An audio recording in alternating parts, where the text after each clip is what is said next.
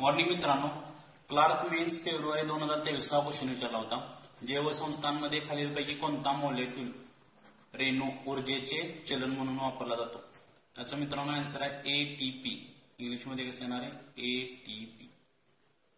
मित्रांनो या क्वेश्चनच्या आन्सरसाठी मी तुम्हाला 10वीचं जे स्टेट बोर्ड आहे भाग 2 त्याचा रेफरन्स देईन.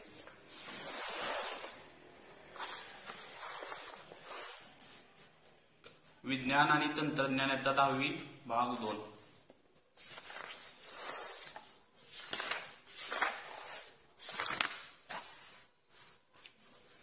चॅप्टर नंबर 2 सजीवांतील जीवन प्रक्रिया भाग 1, पेज नंबर 14. एटीपी ला ऊर्जेचे चलन करन्सी असे म्हटले जाते.